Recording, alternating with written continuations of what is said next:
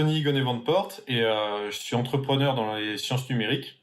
J'habite actuellement en Suisse et après, je voyage un petit peu partout, pour le moment en Europe, mais après on verra. Alors j'ai fait tout le parcours en alternance. J'ai commencé par un côté technique, un BEP, ensuite un bac, un BEP électrotechnique, un bac pro électrotechnique. Ensuite, je suis passé sur le côté commercial. Donc là, je me suis orienté sur un BTS technico-commercial et une licence technico-commerciale. Et après, j'ai fini sur de la gestion de projet, de l'innovation et de la nouvelle technologie, avec un master en stratégie et développement international et un deuxième master en innovation et sciences numériques. C'est des entités dans lesquelles j'investis et en fait, j'ai investi dans des entreprises dans lesquelles je suis. Et là, par exemple, je suis dans une entreprise dans laquelle je vais travailler 1 an pour pouvoir investir ensuite. En fait, le truc, c'est que moi, j'aime bien me renseigner aussi sur les entreprises. Et derrière, en fait, ça permet aussi de voir comment fonctionne l'entreprise et tout ça. Eux, qu'ils aient un peu plus confiance dans mes compétences et moi aussi sur ce qu'ils font. Et vu qu'à côté, je suis en train de regarder pour développer tout un écosystème d'entrepreneuriat, j'ai besoin d'avoir aussi des mentors. Et du coup, voilà, on fonctionne comme ça, en fait. Alors, entrepreneur, parce que à côté, donc j'ai des entreprises dans lesquelles j'investis et je travaille dedans. Et c'est juste que la plupart du temps, moi, à côté, j'ai tout le temps des side projects. Enfin, j'ai une structure qui produit et réalise des formations pour les gens, pour ceux qui veulent se développer sur Internet et tout ça. Mais le contenu que je fais est gratuit dessus. Les gens, ils ont juste à rentrer leur adresse mail et voilà, ils peuvent profiter du contenu. Et après, du coup, à côté, j'aide aussi les gens sur mon temps personnel pour développer leurs projets.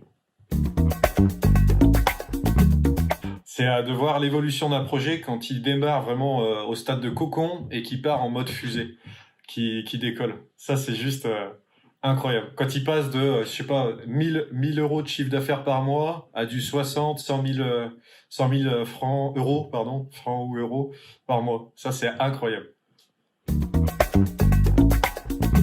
L'écriture, typiquement, l'écriture, c'est la chose qui me bloque le plus parce que quand je suis focalisé sur papier, je rentre dans les détails, mais c'est important pour comprendre. Quand je suis focalisé sur papier, dès que j'écris des lignes, j'ai beaucoup d'idées qui me viennent en tête et c'est assez dur de canaliser tout ça pour sortir une seule et même structure de phrase. Et du coup, il y a des milliers d'idées qui se rencontrent dans une seule phrase. Et pour écrire 2, 3 paragraphes, ça peut me demander plusieurs heures. Et c'est vraiment au sens littéral en plus. Pour moi, tu ne nais pas entrepreneur, tu le deviens. Il y a toujours un petit truc au fond de toi qui fait que tu sens que tu as envie d'entreprendre.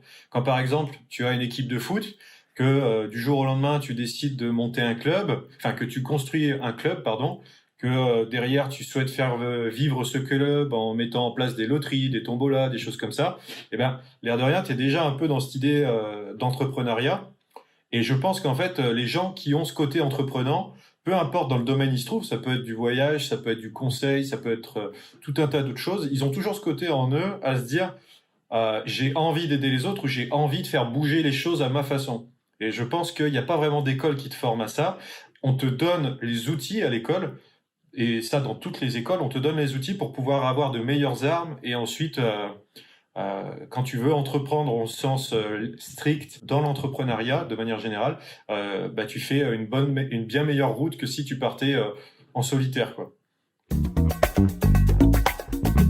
En fait, quand tu es entrepreneur, t'as pas vraiment de salaire. Tu as un salaire de base. Si je devais te donner l'ordre d'idée, par exemple, entrepreneur en France, c'est quelqu'un qui va monter son entreprise, il va peut-être toucher entre 2500, 3500 en tant qu'entrepreneur et dirigeant de son entreprise.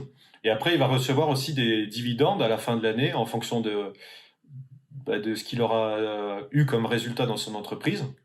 Après, moi, je suis basé en Suisse et c'est encore différent. Ça veut dire que déjà, on a un niveau de salaire qui est plus élevé. Donc, on va plutôt être aux alentours du 4 000 à 10 000. Et on va savoir que ça, c'est la fourchette basse. La fourchette haute, elle va pouvoir aller jusqu'à no limit. connais des entrepreneurs, ils peuvent gagner par mois, ça peut être du 70 à 115 000 francs par mois. Et après, par exemple, j'ai d'autres entrepreneurs qui, eux, sont carrément partis s'installer à Dubaï. Et là, on est sur des sommes à quelques centaines de milliers par mois. Et voilà, là, c'est nos limites, quoi. La journée, quand vous finissez les cours, imaginons que vous êtes encore à l'école ou que vous finissez votre journée de travail, la plupart du temps, quand vous voudrez, réaliser un projet, vous aurez jamais le temps de le faire.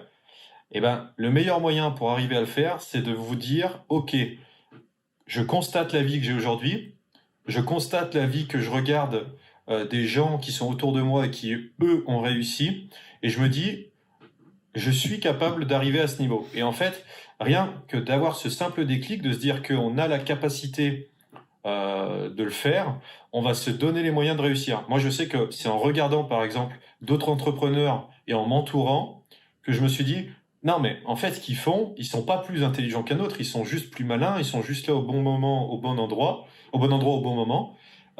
Il faut que je sorte de ce côté fainéantise et que je me lance sur un projet et que je vois en fait ce que ça donne, parce que sinon, je resterai tout le temps à faire ce que je suis en train de faire maintenant.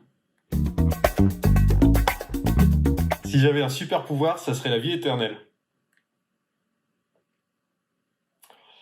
Alors pourquoi, du coup? Non? Parce que en fait, mon but avec tout ce que je fais aujourd'hui, c'est de mettre un maximum d'argent de côté.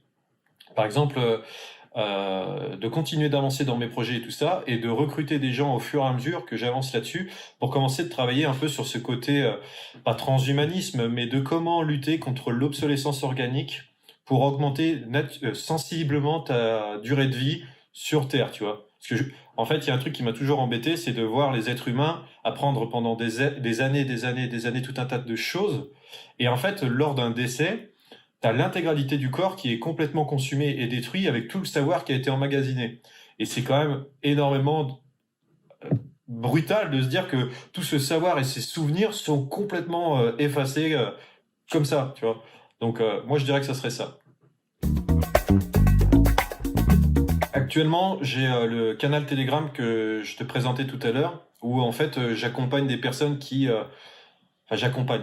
La communauté et moi en arrière-plan, on va dire, accompagne des gens qui veulent se lancer dans des projets, soit d'investissement, soit de création d'entreprise, soit de simplement faire évoluer leurs compétences. Et en fait, sur le canal Telegram, les gens peuvent retrouver toutes ces informations parce qu'il y a l'historique de la conversation qui est aussi présent. Et il y a déjà des heures et des heures de contenu. On peut taper des mots-clés, un peu comme un moteur de recherche avec Google, et les gens peuvent retrouver tout un tas d'éléments pour se former dans différentes choses. C'est sur le site internet nolimit.com ou mon site internet personnel, c'est anthony.gonnet. Et en fait, quand vous arrivez sur le site internet, vous cliquez sur rejoindre et ça vous emmène tout de suite sur le canal Telegram.